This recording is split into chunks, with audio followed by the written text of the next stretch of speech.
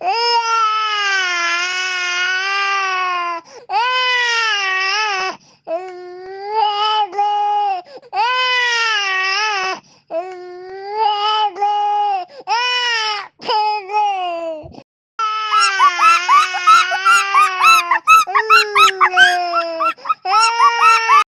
мъдрото управление на крал Вигнеш, цялото кралство процъфтяваше както никога досега. Хората живееха в щастие, разбирателство и пълен мир. След известно време на кралица Лакшми и крал Вигнеш им се роди прекрасен син.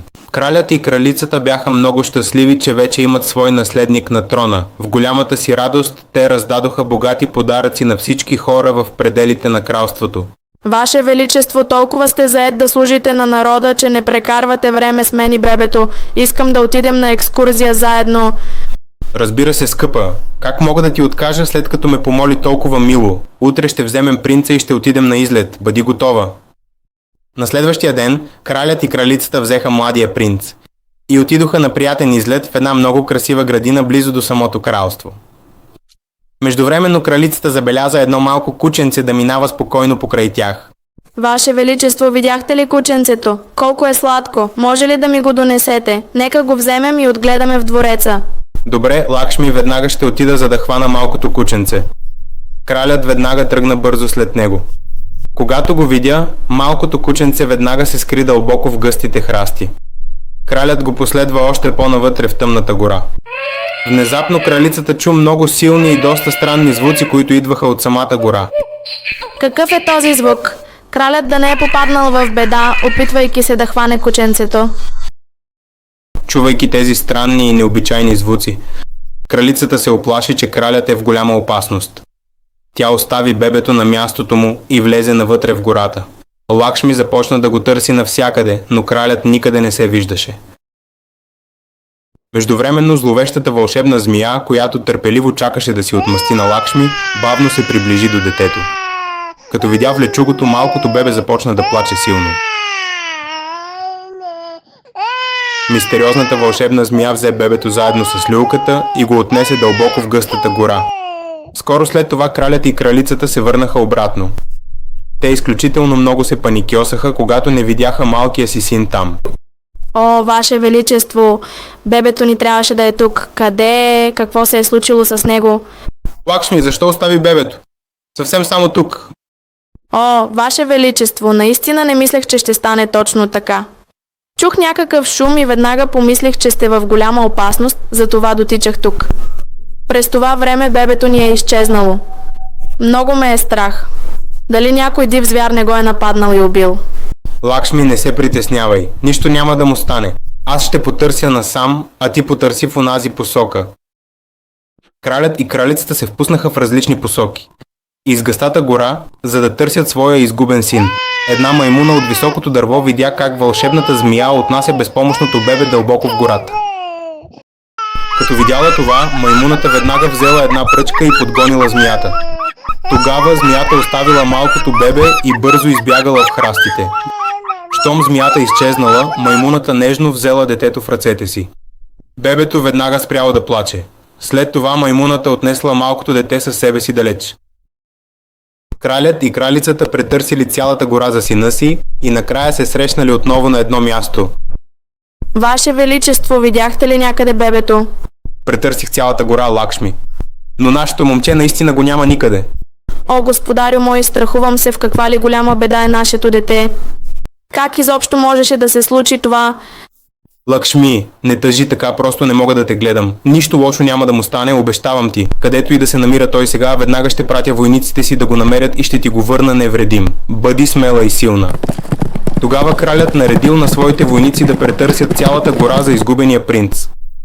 Ваше Величество, претърсихме всичко навред, но няма и следа от него. О, Боже мой, тък му се бях зарадвал истински на моя наследник, а ти така ми го отне. Кажи ми какъв грях съм сторил пред теб. Отчаяна от загубата на сина си, Лакшми се разболяла и легнала на легло. Гледайки я така, вълшебната змия много се радвала. Взех сина ти, Лакшми, за да разбереш болката от загубата на дете. Толкова се радвам да те виждам да страдаш по този начин. Грижовната маймуна занесла малкото момче в своя дом в джунглата. Тя редовно му носела прясно мляко и се грижала всеотдайно за него, досущ като истинска майка. Двамата живеели спокойно и щастливо заедно в гъстата гора. Но един ден една хитра лисица забелязала, че маймуната носи банани. Този Марути всеки ден носи пресни банани на някого. Трябва непременно да разбера точно за кого са предназначени тези плодове. Ето, малък мой, донесох ти вкусни банани. Вземи ги. Защо пък ми носиш тези банани, Марути? Знаеш, че обичам ябълки. Не искам банани, искам само хубави ябълки. Нали каза, че си гладен? Изяж тези сега. А утре ще ти донеса още вкусни ябълки. Всеки божи ден ми казваш така, но пак не носиш ябълки. Писна ми вече от тези банани, наистина не искам нищо. Не разбираш, малък мой. В гората има голяма ябълкова градина, но... Трябва да се мине покрай пещерата на Брахмаракшас. Той се събужда веднага и изяжда всеки, който мине оттам. Затова никой не ходи в градината. А ти постоянно ме молиш за ябълки. Сега разбра ли защо не нося? Изобщо не ме интересува. Искам ябълки сега веднага, наистина много съм гладен. Нека отидем заедно. Ако онзи демон ти направи нещо, обещавам, че ще се разправя с него. Малко мое момче, това не е шега. Ти дори не подозираш колко е страшен този Брахмаракшас. Веднъж го зърнах само за миг отдалеч и след това цяла седмица бях болен от чист страх. Толкова е ужасяващ. Само от един негов поглед става така, а ако случайно ни хване, с нас вече е свършено. Марути, толкова ли си страхлив? Трябва ти смелост, за да живееш в гората. Днес ще ти покажа какво е смелост. Хайде! Колкото и да говореше, Чина не слушаше, затова Марути нямаше избор и тръгна с него към ябълковата градина. Двамата вървяха заедно по горската пътека. Докато вървяха така, стигнаха точно до пещерата на Брахмаракшаса. Марути, колко още има до онази ябълкова градина? Говори тихо, това е пещерата на демона. Ако ни види, ще ни изяде и двамата наведнъж. Марути, щом толкова много говориш за този демон, наистина искам да го видя поне веднъж. Чина, не разбираш в каква опасност сме. Не се шегувай и да се махаме бързо от тук.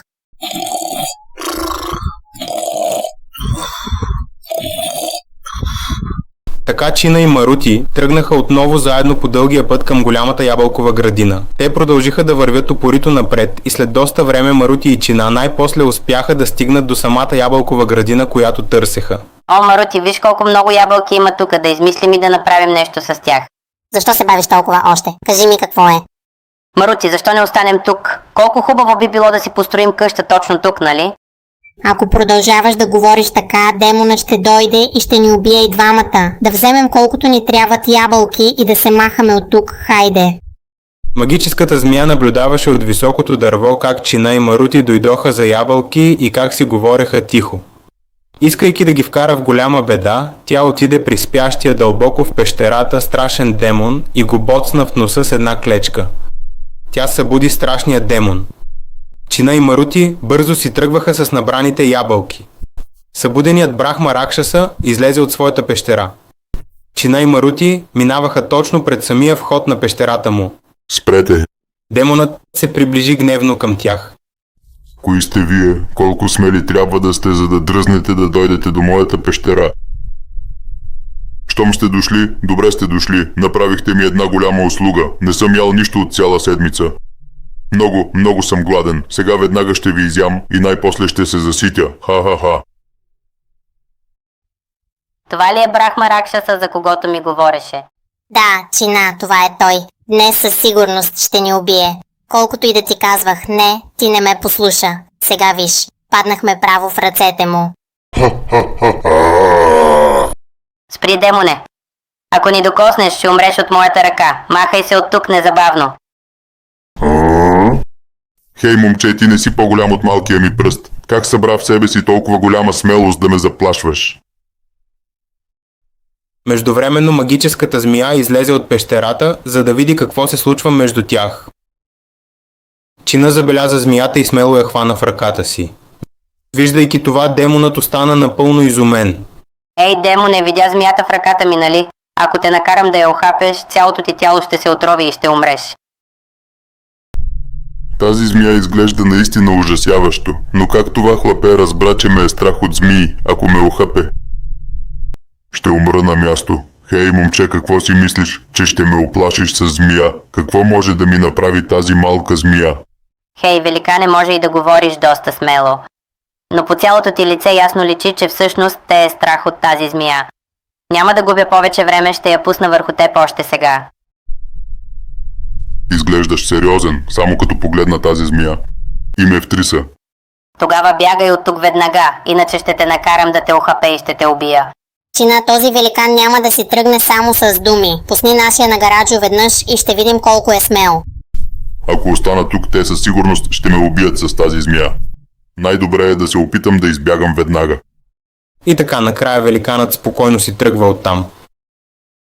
О, мислех, че ще стане едно, но се случи съвсем друго. Мислех, че ако събудя великана, той ще убие Чина, но накрая аз лично му помогнах да се спаси. Чина, подценихте. Ти си наистина много смел. Накара онзи огромен великан да избяга бързо. Нали ти казах още преди да тръгнем, Марути, че аз ще се оправя с великана. Сега ябълковата градина е наша. Можем да ядем ябълки щастливо всеки ден. Така Чина и Марути вземат вкусните червени ябълки и поемат по дългия път обратно към своя уютен дом. В същото време една хитра и гладна лисица забелязва Чина заедно с Марути. Кралицата лежи в леглото, тъгувайки за изгубения си в гората син. Лакшми, до кога ще страдаш така? Някой ден детето ни ще се върне у дома. Не мисли толкова, а пий лекарствата, които лекарят ти даде. Здравето ти се влошава с всеки изминал ден. О, кралю мой, за да се върне нашето момче, то трябва да е живо. Сигурно отдавна е станало храна за някое животно. Лакшми, не говори такива лоши неща. Твърдо вярвам, че нашето момче е живо. Някой ден синът ни ще се върне у дома. Междувременно, един свамиджи пристига в двореца на краля, един войник отива при краля, за да му съобщи: Ваше Величество, един свамиджи дойде да ви види. Казва, че трябва да се срещне с вас веднага. Свамиджи е дошъл да ме види. Кой ли може да бъде той? Добре тогава, покани го да влезе. Свамиджи веднага влиза при краля. Поклон, Свамиджи. Казаха ми, че искате да ме видите веднага. Бихте ли ми казали кой сте вие и за какво точно става въпрос? Поклон, Ваше Величество. Разбрах, че нашата Лакшми, т.е. вашата кралица, страда дълбоко заради загубата на сина си и дойдох, за да предложа своята помощ. Свамиджи, вие ли сте? Как сте с вами? Лакшми, аз съм добре, но наистина ми е много мъчно да те видя в това състояние. Още преди да се зарадвам на раждането му, той ми беше отнет, без дори да мога да се погрижа за него. Не знам какъв грях съм сторила, че Бог ме наказва така. Не Бог те наказа, Лакшми, а аз. Ако не бях аз, ти щеше да убиеш детето ми пред очите ми. Затова ти отнех сина. Трябва да изпитваш същата болка, която изпитах аз всеки ден. О, радостна вест! Майко Лакшми, не тъжи толкова. Детето ти не е мъртво, то е живо. Какво с вами? Какво казвате? Синът ми жив ли е? Да, скъпа моя майко, синът ти е жив. Какво казваш с вами? Нима това е истина? Синът ни наистина ли е жив? Къде е той сега? Не е в опасност, нали? Уверявам ви, че няма такова нещо, Махараджа. Вашият син е в пълна безопасност. Вие сте крал тук, а той живее също като крал там в гората. Свамиджи, казвате, че синът ни е жив, но ние го търсихме много пъти в гората. Търсихме го и с нашите войници, но никъде не го открихме. Как да разберем къде в гората е синът ми? В гъстата гора, където сте го изгубили, отидете с войниците си и потърсете на север. Със сигурност ще откриете сина си. Свамиджи, много ви благодаря. Всеки път, когато съм в беда, вие идвате и ме закриляте като баща. Не мога да ви се отплатя в този живот. Заради вълшебната пръчка на Свамиджи, детето ни умря. Свамиджи дойде да събере Лакшми с сина й. Виж, Свамиджи, ти направи своето. Сега аз ще направя моето. Ще видим как Махараджата и Лакшми ще открият сина си. Здравейте, приятели! Много хора гледат видеята ни, но не се абонират. Моля, абонирайте се, това ни помага. Ще правим още по-хубави видеа, за да ви забавляваме. До скоро в трета част.